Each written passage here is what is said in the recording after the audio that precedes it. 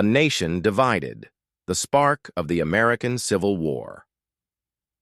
The United States in 1861 was a fractured nation, teetering on the edge of an abyss.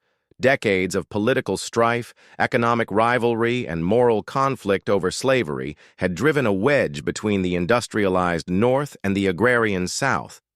The election of Abraham Lincoln, a Republican who opposed the expansion of slavery into new territories, was the breaking point for Southern states that had long threatened secession. By February 1861, 7 states, South Carolina, Mississippi, Florida, Alabama, Georgia, Louisiana, and Texas, had severed ties with the Union, declaring themselves the Confederate States of America.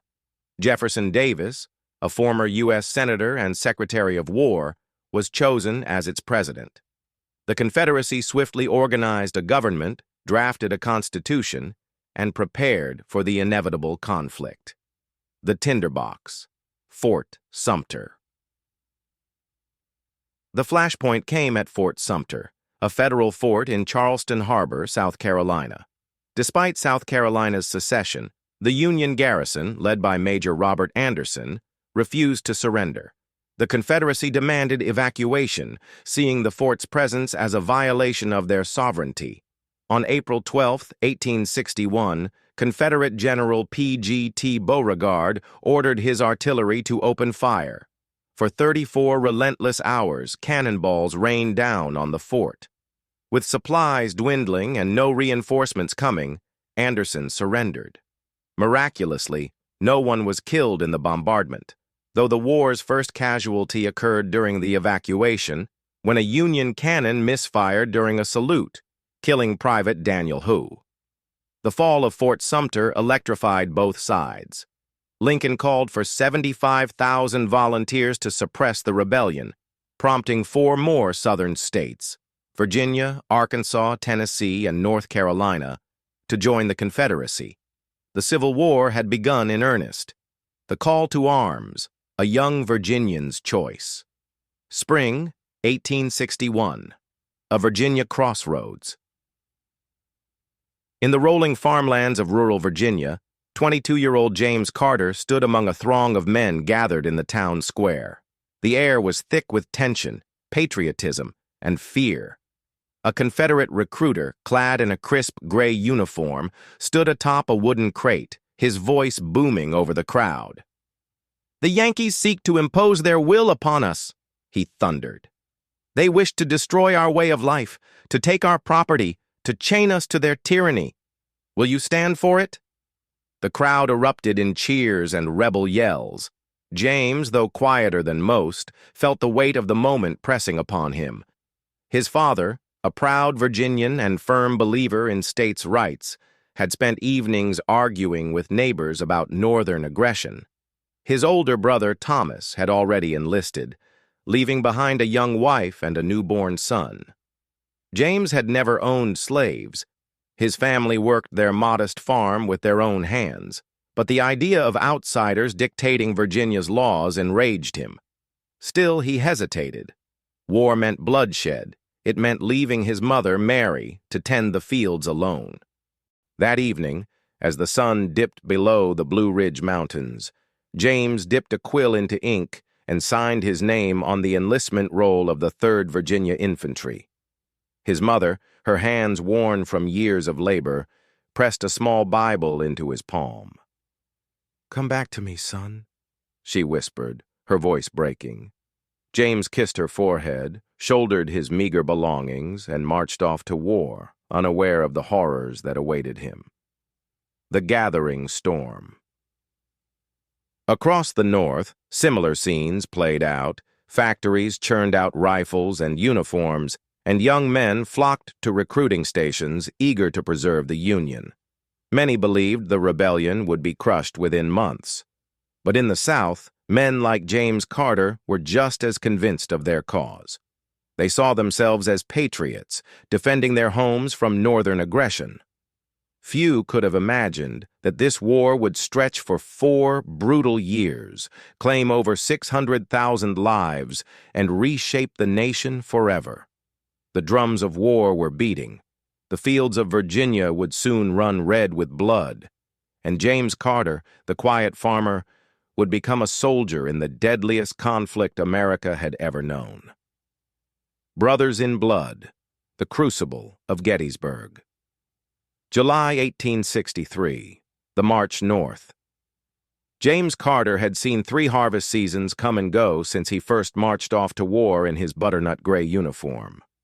Now a hardened veteran of the 3rd Virginia Infantry, he trudged northward through the humid July heat, his boots kicking up dust on Pennsylvania soil.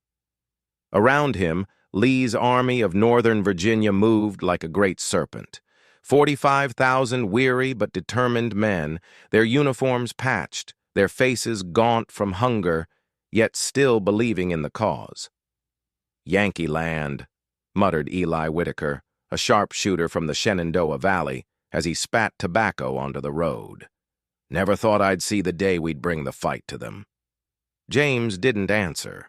His mind was back in Virginia, on his mother's last letter, begging him to come home before the war took him like it had taken Thomas at Chancellorsville. But home was a distant dream now. Ahead lay Gettysburg, a quiet crossroads town where roads converged like fate itself. The Clash of Titans, July 1st, 1863. The Union's desperate stand on the ridges west of Gettysburg, Union cavalry under General John Buford dug in, buying time for the Army of the Potomac to arrive. Among the reinforcements was Daniel O'Sullivan, now a sergeant in the 28th Pennsylvania, his left arm still aching from the bullet he took at Antietam. "Hold the high ground!" officers shouted as Confederate skirmishers emerged from the trees. Daniel leveled his rifle, his finger trembling on the trigger. The rebels came on fast, their eerie battle cry, the rebel yell, piercing the air like a banshee's wail. James's charge. James and the 3rd Virginia surged forward, their bayonets glinting in the sun. The Union line buckled, then shattered. By dusk, the Confederates had driven the Yankees through the town, taking thousands prisoner. Victory, but at a cost. James knelt beside a dying boy from Georgia, no older than 16, who gasped for breath as blood seeped through his shirt. "Ma," the boy whispered before going still. James closed the boy's eyes, his throat tight. This was no picnic at Bull Run. This was slaughter. The second day, hell on Little Round Top Daniel's trial by fire. On July 2nd, Daniel's regiment was thrown into the meat grinder at Little Round Top, a rocky hill that anchored the Union left. If the Confederates took it, they could roll up the entire Union line.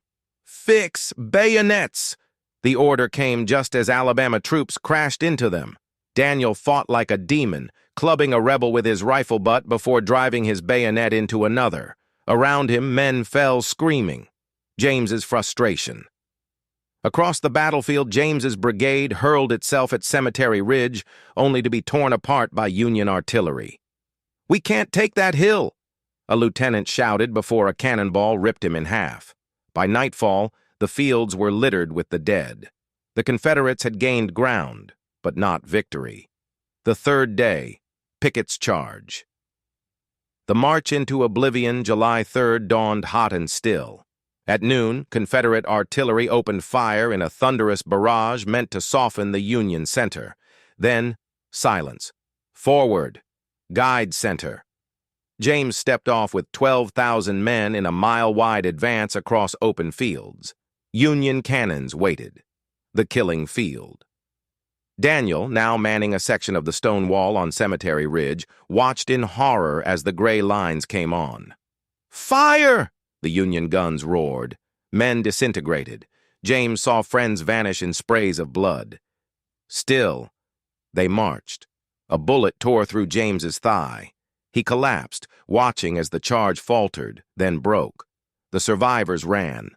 The Confederacy's high tide had crested and failed. Aftermath. The cost. Daniel's reflection.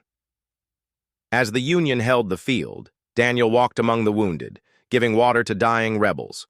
One, a boy with a Virginia accent, begged for his mother. Daniel held his hand until the boy died. James's survival. Left for dead, James was captured by Union stretcher-bearers. As he was carried away, he saw the stars and bars retreating. Gettysburg had claimed 50,000 casualties in 3 days. The South would never recover. Epilogue: Roads from Gettysburg. Daniel would fight on, surviving to see Appomattox. James would languish in a prison camp, his war over. 2 men, 1 battlefield, a nation forever changed. The Long Surrender, Endings and Beginnings, 1864 to 1865. The Turning Tide, Sherman's March and the Siege of Petersburg. The summer of 1864 found the war entering its most brutal phase. While James Carter recovered from his Gettysburg wounds in a Richmond hospital, 2 Union generals launched campaigns that would break the Confederacy's back. William Tecumseh Sherman's March to the Sea, November-December 1864. Sherman's 60,000 veterans cut a 60-mile-wide swath through Georgia, living off the land and destroying everything of military value. Railroads became Sherman's neckties, heated and twisted around trees. In Milledgeville, drunken soldiers held a mock legislative session repealing secession. Atlanta's flames lit the night sky for days. "We have devoured the land," Sherman wrote. "All the people retire before us, and desolation is behind." The Siege of Petersburg, June 1864, April 1865. Meanwhile, Grant had Lee's army trapped at Petersburg in trench warfare that foreshadowed World War I. For 292 days, the armies faced each other across fortifications stretching 35 miles. The Battle of the Crater in July saw a Union mine explosion kill more Confederates than Federals when the attack bungled. James, now back with the 3rd Virginia, endured the frozen hell of winter trenches. Rats grew fat on corpses between the lines. Men's teeth chattered so violently they bit through lips. When a deserter was hanged, his body swung for days as a warning.